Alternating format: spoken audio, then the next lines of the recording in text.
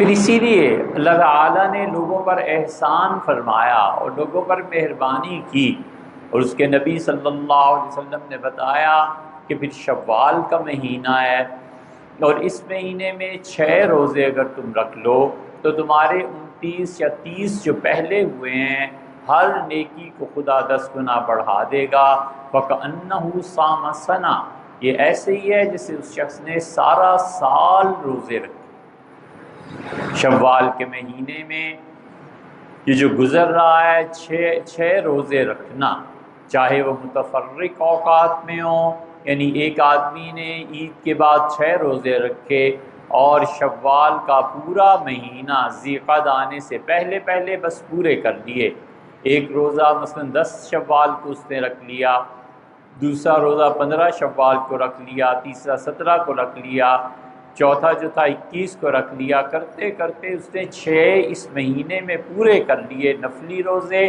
فرمایا ایسے ہی عبادت کی جیسے اس نے پورے سال عبادت کی ہیں یہ نفل روزے، لیکن اللہ ان پہ بھی ثواب فرض کا دیتا ہے، اس لیے کہ اس آدمی نے 29 یا 29 روزوں کے ساتھ ان کو ملا دی۔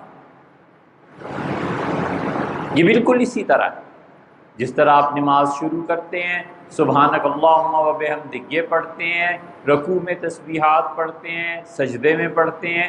ایک آدمی نے یہ ساری چیزیں چھوڑ دی، نہ اس نے ثنا پڑھی، نہ رکوع کی تسبیحات پڑھی اور نہ سجدے کی تسبیحات پڑھی، تو حتیٰ کہ نماز بھی اس کی ہو گئی امام کے پیچھے، تو اس نے یہ چیزوں میں سے یعنی یہ چیزیں پڑھنی تھی، اس کے باوجود نہیں پڑھی، تو کچھ ایسی بات نہیں، نماز ہو جائے گی، لیکن ان سب کو اللہ نے فرض کے درجے میں رکھنا ہے۔ تکبیر تحریمہ فرض تھی، اللہ اکبر کہا، اور اس کے بعد جو ثنا ہے، اب یہ کیا ہے تو سنت اور حضور صلی اللہ علیہ وسلم کا طریقہ، مگر اس کو تکبیر تحریمہ کے تحت لا کر فرض کا ثواب ملا۔ رکوع فرض ہے اور سجدہ فرض ہے، اس میں تسبیحات کا پڑھنا ایک مرتبہ واجب تھا، اللہ تعالیٰ نے مہربانی فرمائی اسے بھی فرض کے نیچے لے آئے، اور فرض کا ثواب نفل کے مقابلے میں بہت بلند و بالا ہے۔ اس لیے حکم ہوا کہ شوال آ جائے تو اس میں بھی 6 روزے رکھنے ہیں، تاکہ اللہ تعالیٰ کے ہاں اس بندے کے درجات بڑھائے جائیں اور سارے سال کے روزوں کا ثواب اسے ملے۔ آدمی کے پاس اللہ تک پہنچنے کے بے شمار راستوں میں جتنے بھی راستے ہیں وہ بہرحال چند کوچوں سے گزر کر جاتے ہیں، ان میں سے ایک بڑا کوچہ اور ایک بڑا محلہ اور ایک بڑا شہر جو اللہ کی طرف لے کے جاتا ہے، جس کی بڑی شاہراہ وہ علم ہے کہ آدمی علم میں کھپے، لوگوں کو سکھائے، خود سیکھے، اور ہر دن ایسا ہونا چاہیے کہ اس کے علم میں اضافہ ہوتا چلا جائے۔ آدمی ہمیشہ رات سوچے کہ آج کیا نئی چیز سیکھی، بس اتنی بات، آج کیا نئی چیز علم میں آئی۔ یہ جستجو اور یہ فکر اسے علم پہ لاتی ہے کہ آج تو ایک بات بھی نئی نہیں سیکھی۔ جب نہیں سیکھی تو اس کا مطلب یہ ہو گیا کہ اس انسان کی ترقی رک گئی۔ ہر روز ایک نئی بات سیکھے، ہر روز ایک نیا مسئلہ سیکھے، ہر روز ایک نئے شخص کے بارے میں پڑھے، ہر روز ایک نئی بات کو دریافت کرے کہ نئی بات آج کیا سامنے آئی ہے، وہ 1 منٹ میں آئی ہے یا 10 گھنٹوں میں۔ طریقہ زندگی کا یہ ہے کہ ہر روز اس میں اضافہ ہونا چاہیے۔ یہ اتنی بڑی چیز ہے کہ اللہ تعالیٰ نے حضرت رسالت پناہ صلی اللہ علیہ وسلم کو حکم دیا وَقُلْ رَبِّ زِدْنِی عِلْمًا، اور آپ ہم سے دعا مانگتے رہیے کہ اے رب میرے علم میں اضافہ فرما۔ حضرت عبداللہ ابن مسعود رضی اللہ عنہ، ان سے نماز کا کسی نے پوچھا تو آخر پہ جو دعا تھی عبداللہ خود بھی مانگتے تھے اور سکھاتے بھی تھے رضی اللہ تعالیٰ عنہ، انہوں نے کہا یہ مانگا کرو درود شریف کے بعد اور سلام سے پہلے۔ فرمایا کہ یہ اللہ سے دعا مانگو کہ رب زدنی علما و ایمانا و یقینا، رب زدنی علما و ایمانا و یقینا، اے اللہ اضافہ فرما میرے علم میں، ایمان کی کیفیت میں، اور اللہ اپنی ذات کے یقین میں اضافہ فرما۔ یہ چھوٹا سا جملہ ہے، رب زدنی علما و ایمانا و یقینا، اللہ میرے علم میں اضافہ فرما، یقین میں اضافہ فرما، اور ایمان کی کیفیت میں اضافہ فرما۔ یہ ابن مسعود رضی اللہ عنہ کا مانگنا یہ کیا ہے؟ یہ رسول اللہ صلی اللہ علیہ وسلم نے سکھایا ہے کہ علم میں اضافے کی دعا اللہ سے مانگی جائے۔ تو بڑی شاہراہ جو اللہ تک لے کے جاتی ہے علم۔ اسی لیے اللہ تعالیٰ نے فرمایا کہ والذین اوتوا العلم درجات، جن کو ہم نے علم دیا ہے جنت میں انہیں بڑے درجے بھی دی۔ امام محمد رحمۃ اللہ علیہ کو کسی نے ان کی وفات کے بعد خواب میں دیکھا، تو اسے پوچھا کیا ہوا؟ شامی جو حنفی فقہ کی کتاب ہے اس میں بھی ہے اور بہت جگہوں پہ امام محمد رحمۃ اللہ نے فرمایا کہ مجھے بلایا تو مجھ پہ کپ کپی طاری تھی اللہ کی عظمت اور اس کی گرفت اور اس کی پکڑ کی وجہ سے۔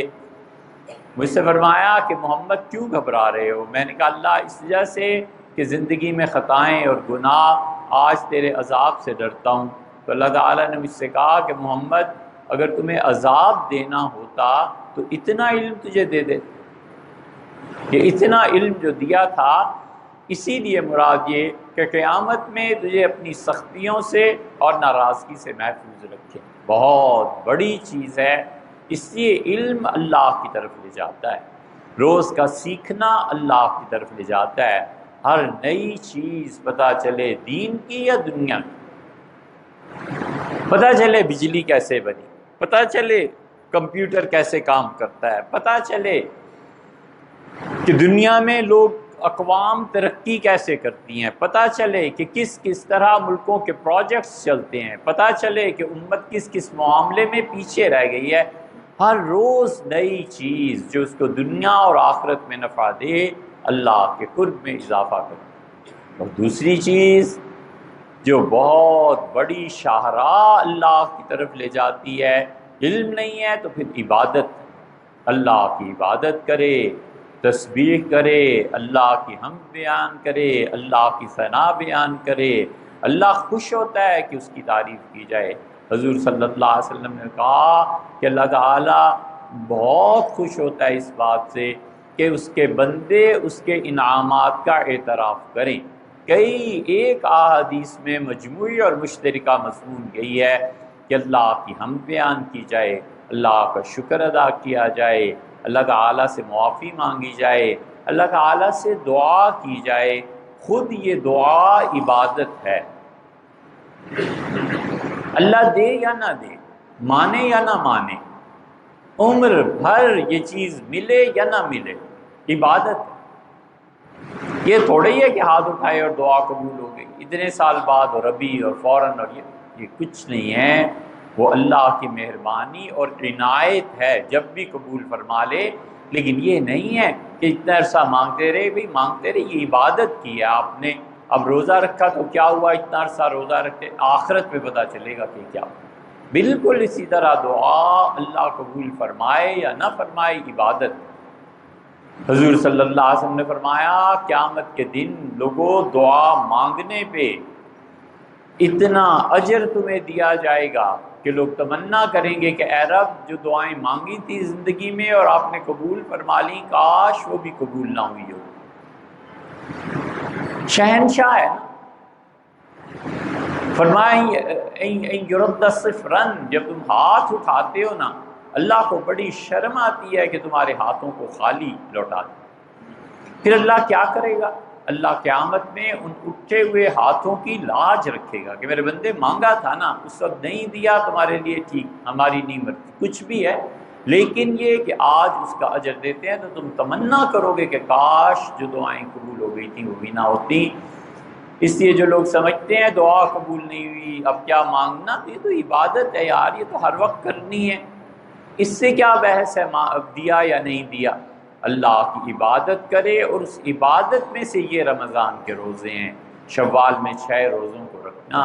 نفس کو جو چیز اللہ کی اطاعت میں ناگوار گزرتی ہے یہ مجاہدہ ہے۔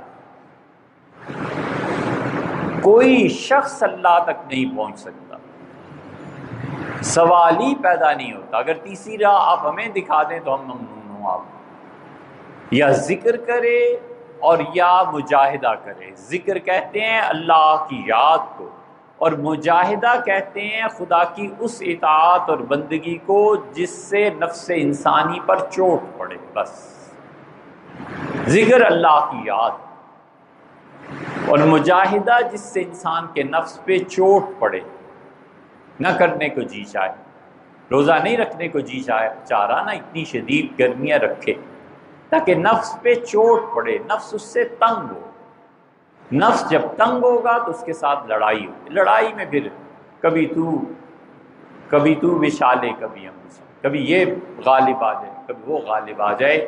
یہ ساری زندگی کے لیے ہے مجاہد، کہ انسان وہ کام اللہ کی اطاعت میں کرتا رہے جو نفس پہ گراں گزرے۔ تو نفس ان چیزوں کو برداشت نہیں کرتا، لمبی نماز کو برداشت نہیں کرتا، لمبی نماز، لمبے سجدے کو برداشت نہیں کرتا، کرے تاکہ نفس پہ بوجھ پڑے۔